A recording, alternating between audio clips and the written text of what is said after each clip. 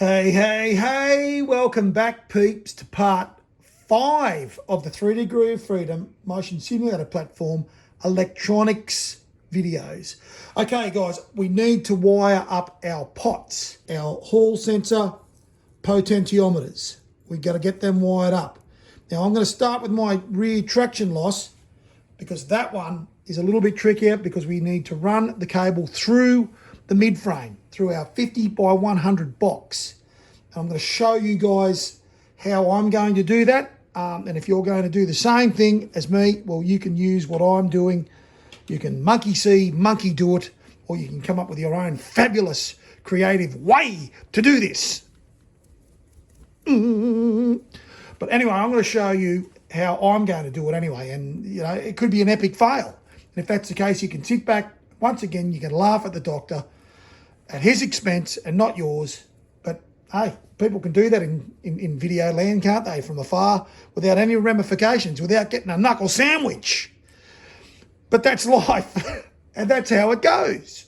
All right, so let me get myself organised here and get some soldering happening. I'm not going to go through all of this stuff again. The pots, guys, as I mentioned before, obviously there are 3 connections that we need on those because there's a ground, a 5 volt, and a sense wire. I can only find these connections in a 4-pin. So it's just quite simple, guys. Just one of the pins won't be getting used. It's astounding, some things that happen in this world. But that's what's going to be happening with this. So I'm not going to show how to do all of that. It's going to be exactly the same as the motor wiring, just we're going to do 3 wires. They are a smaller wire, though. Now, with these guys... these are quite a small wire. They are basically, in essence, they are for what I'm using, because I'm using like an old telecommunications cable with, like, I think it's like a 9 cable. Cable. There's 9. It's a 9, like a 9 core is what the doctor's trying to say. And I've just picked 3 wires in that out of the 9 that I'm using. Black for ground, red for the 5 volt, and yellow for the sense. Okay, and they are very small, so they're like telephone, you know, they're like the old-fashioned telephone wires. They're quite small, but I have been using these from the traction loss motor down to the electronics at the front of the rig, and there's never any issues with the traction loss motor. So these wires, given that they're only needing to sort of handle 5 volt, it's perfectly fine. These are actually a little bit thicker than USB wires, so there you go. USB is, you know, a 5 volt, needs to handle 5 volt. These are a little bit thicker than the 5 volt ones. So I'm rolling with these, but I'm going to get these all connected now to our bad boys down here, to our connectors, ready to go. And then I shall give a demonstration of how the quack is going to try and run this through his mid-frame. So what the quack's done, right, I've got some of this fiberglass wire running material that electricians use, okay? You could pop down to your local electrical wholesaler and you could buy some of this, or you could get some stiff wire, whatever works, okay? So we're going to kill 2 birds with 1 stone, because we also need to run our motor wires down through our 50 by 100 box in our mid-frame. So I've got both my motor wires, my dual core motor wire in here, and my pot wire, the 9 core telecommunications wire, cable. We should call them cables, shouldn't we, guys? Cables. I've got them firstly taped together, then I've taped them onto this fiberglass feeding rod here, for want of a better word. So this is live, guys. We're going live here, so I'm sure the laughs will be many and boisterous. Well, I'm not having a good start here because this fiberglass stuff, it has been wrapped up for a very long time. I haven't used it for a long time. It's very cold here where I live in Australia. Down south here, we're in the winter here. It's quite a cold day, so this stuff is stiff as old Harry, as they say. All right, so hopefully this should be pretty straightforward. I don't have any major blockages in that tube. It's not like trying to feed this in the walls of your house. But that doesn't matter, because this is a doctor production and all sorts of things can pop up. Okay, that's going okay there at the moment. Let's go make sure we don't contact anything. Yeah. Oh, that was going past a little bit of weld, I think. I must be getting pretty close. Now, I don't want to lose that motor wire there. That would be an absolute cock up. I'm just going to go and check the front here. And I'm out! Ha-ha! We are out! Okay, so that worked really, really well, guys. So, yeah, just something like that, a bit of stiff wire or some of that, just to feed those wires through that mid-frame down to the end. Oh, my God. I've just remembered something. I've got to put a grommet on that. Bloody hell. See, this is what happens. You get all excited to show the viewers how to do shit, and you forget the basics. I should have put my grommet on on the cabling. Well, anyway, what I'll do is I'll just unsolder the, because I don't want to do that again, because I can guarantee you, absolutely 100%, if I pull that back out and try and do that again, it will be an absolute cock up. So all I'm going to do is I'm just going to unsolder those wires off the pot down here. I'll slide my grommet on and put my grommet in that way. So if you guys have followed the build and you've ended up putting in your, I think with you guys it would be a 16mm hole. So you'll need to find a 16mm grommet to have on your cables first before you go crazy like the doctor. So then you can put that grommet in around the hole that you've drilled, so then you don't get any rubbing, etc. on your motor wires or our pot wires. Okay, so anyway, the doctor's cocked it up as bloody usual, and now he's got to unsolder this, which he didn't have to do, but anyway, it's no big deal. It'll take me about 2 seconds, and I'd prefer to do that than pull that back out and do that again, because I bet you it will not go as smooth as it just went then. Okay, so there you go, guys. It can be done. It's a great idea. Now we have all of our wiring from our traction loss motor to the front, where our motor box is going to sit at the front of the rig. No wires to step on, no wires to pull off our pots or anything like that. This is a good way of doing this. So anyway, it's one way of doing it. And I think, as I mentioned before, if you don't feel comfortable with doing this for whatever reason, you could just run your wires under the mid frame, right, and just zip tie them on if you wanted to do it that way. But anyway, you have options. The option that you take is entirely up to you. Now, because the doctor is highly concerned about his viewers and the entertainment value, he is going to take this back out. Oh, here we go. Oh, something's already jagging. Yeah, no, there we go. All right, I'm going to take this out and I'm going to refeed it after I put the grommet on first. I'm going to do it the correct way. Now, unfortunately, that means I actually have to untape this, because I've got to get that grommet onto these wires, not onto the feeder. So the first thing I need to do is find a grommet. I've got my little container of grommets here, and I need to find a grommet that's going to fit in this hole. Now, my hole is substantially larger than 6mm, and I've got a grommet that will fit perfectly well. Okay, you little bloody ripper! You little bloody ripper! Bloody fucking! Sorry, I shouldn't do that. It's Tourette's. I've got Tourette's as well. I've got all sorts of shit going on. You guys have got no idea. Right here, I'm going to put that on there. Get that grommet right there out of the way. And we are going to put this back on. So as I said, guys, I've got our cables, our motor wire cables, and the pot cables. I've already got them taped together by themselves. Now the doctor's going to throw it all on the line here. He's even going to reuse the tape he just used. And you're all going, don't do it, doctor. Oh no, I don't think I can. It's got no stick left in it. Oh yeah, it does.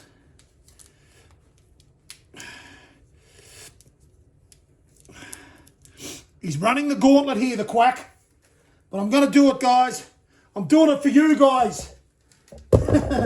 Here we go. Let's see if the doctor can prove himself wrong and see if he can do this twice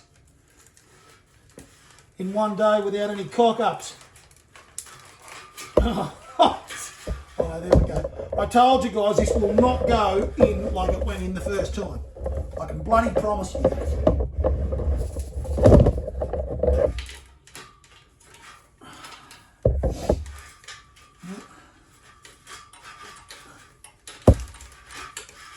I know, so far so good. Now I think when I basically got to this point last time, when my motor wires were almost in, I think that's where I was out the front. So I'm going to look down the front again. I can already see it, you little bloody beauty! So it has come through the other end, it's out the front. This time I've got the grommet on already. I'll be able to wind that on now, put the grommet in there. Once I've got to pull this back through. I'll untake this now from the other end, pull this back through, and there you go, guys. It actually worked the second time. Okay, so I've got that feeder cable back out. I've got the grommet in place, and that is all sorted, and all is good in the universe. As already mentioned, there's the wires. There's the wires out the front. Okay, so we need to, I need to make up a little hatch for in here, right? So then we can run those connectors and then solder these up to those connectors, and then the connectors can be fastened here permanently for our pot cables here and our motor cables here, and then we'll just connect from our box to here. Let's get our hatch sorted out. It's going to sit on our 100 by 50 mid-frame spine, where we need to put our connectors here to take our potentiometer wiring and our motor wiring. So again, guys, you're going to need a 16mm hole drilled in some material. So what I've picked is our trusty 75 by 5mm flat steel. Find the center, guys, 37.5mm, mark it.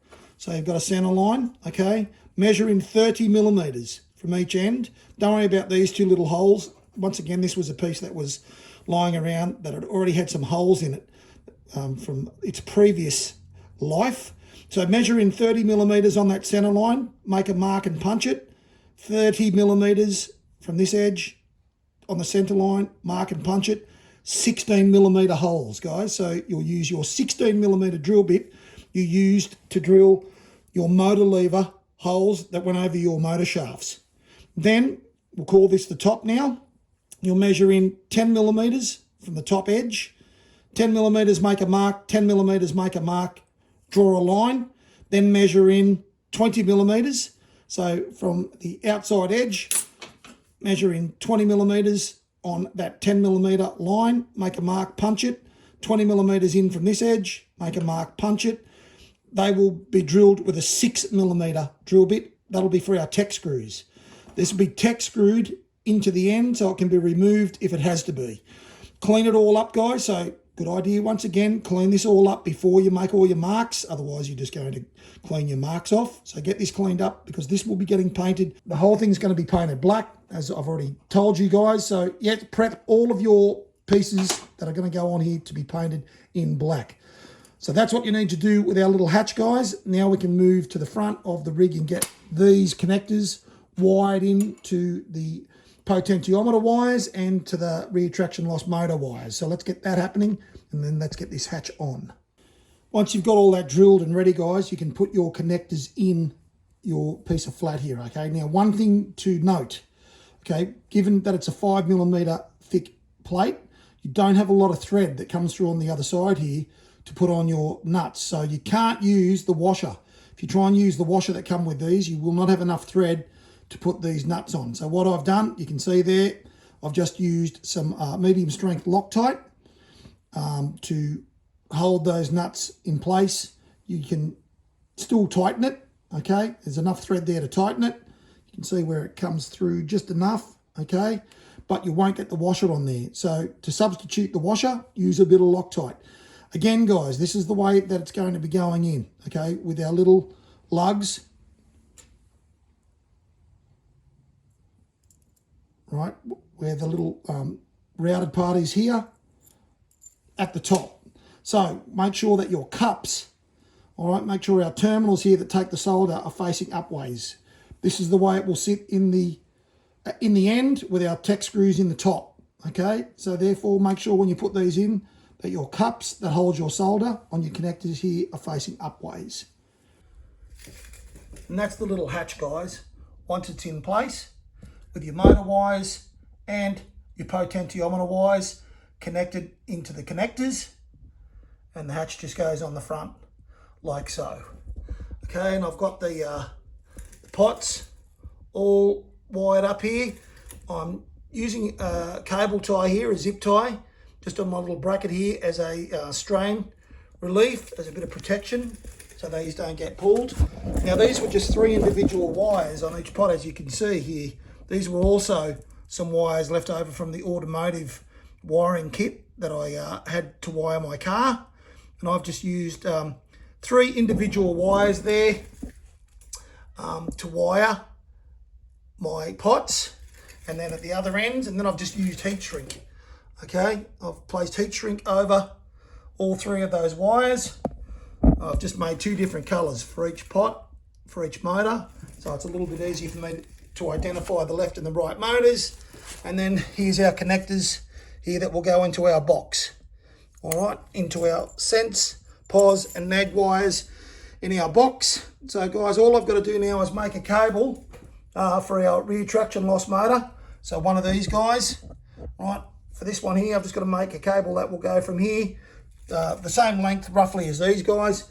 These are about, I'd say they're about 400 to 500 millimeters in length, these cables from the pots. So I'll make the same length one to run from the hatch potentiometer. I've already got the motor one made up, and I'll just make a 500 millimeter long cable that will plug into that, into the rear traction loss potentiometer input, and then that's it for the wiring of the 3 degree of freedom motion simulator platform. Now at the back here, guys, where my wires are coming out of the grommet, okay, what I've done here is I just drilled 3 holes in my decking here, right towards the edge, probably about 10 millimeters in from the edge. So then I could basically run some cable ties through and just secure the motor loom here. This is our motor loom with our wires that go to the front hatch. And I've just secured those with the potentiometer cable. Once again, I've used a cable here for a pinch point here, so then nothing can pull on these smaller cables that are soldered into the pot here. And then I've just neatly cable tied them all to the decking. So that's it, guys. That's it for the wiring. I'll just make that one cable now that needs to go from that front hatch to the box, and we're done there with the wiring. So guys, that's what you will do for your 3 degree of freedom motion simulator platform as far as your wiring goes. That's it. Other than a lick of paint now, this is done. Keeping in mind, as I had in the captions, guys, in the proof of concept test video with me in the rig and the rig running, I did mention in the captions that I was going to build another one of these frames, okay, which I'm going to do. So, because obviously this frame can come off with the steering wheel, so I'm going to build another one of these frames to take a yoke and a throttle assembly for those flight sim guys who really like the realism with a flight sim. So I'm going to build an interchangeable bracket assembly here that can, so then my steering wheel can come off and that can go on. Down here, I'm going to build another version of this, where our shifter is to take a throttle, because I do love the IL-2 Sturmovik series, the Battle of Britons, Cliffs of Dover, even the earlier 1946, which is the ones that I started on back in the early 2000s, as well as Rowan's, Battle of Britain, Wings of Victory. Those ones, I love those ones as well. So that side's going to have a throttle for World War II setup, and our slider that's left over here, okay, that I was going to run a keyboard on, I'm going to set a bracket up that will come in and then under and then through your legs to be able to run a joystick. So if you buy a HOTUS setup with a throttle and a joystick, I'm going to set it up so then that can be used on the rig as well for flying.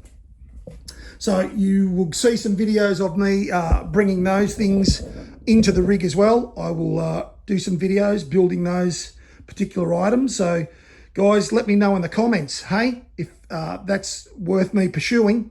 It'd be really good if there's any flight sim guys out there and they'd like something like that designed to run with the rig, so you can use this as a flight simulator rig as well, because it's got a great range of motion, this 3 degree of freedom motion rig. So it's going to be really nice to actually fly with. So yeah, let me know in the comments, guys, if you think that's a good idea. Hit me up in the comments. Let me know, guys, how many of you guys are building this rig. I know there's a few people having a crack at building this. You guys stay healthy. You stay safe and take it easy out there.